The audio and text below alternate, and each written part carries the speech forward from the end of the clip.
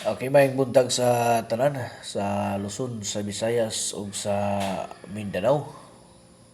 Okay, atong sayo na to hatag ni mga idol kini ato ang kuan karon no.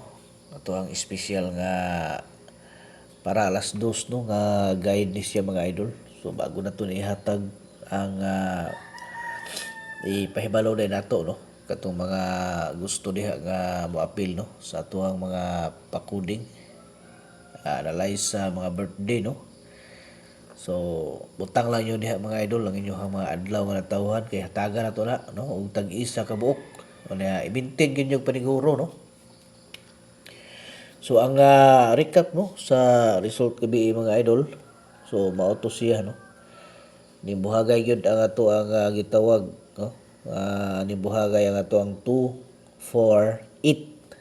Buhagay gyud mga idol no. 2 4 ug 1. Buhagay gyud mga idol.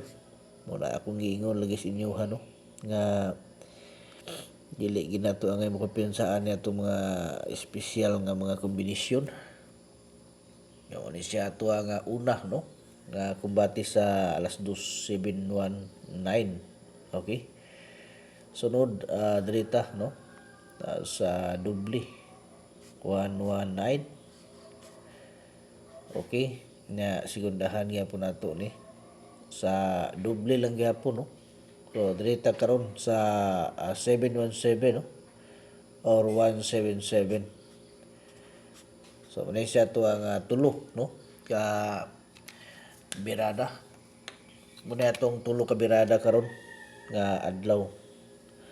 So pili lang mo diha mga idol sa inyohang medyo kursunada no sa tulo. Alas 2 lang ni siya no karon nga adlaw mga idol no. So, 719 119 o 177. Okay, good luck sa tanan. Ta nga bangko na to ang ato ang kadaugan karong adlaw.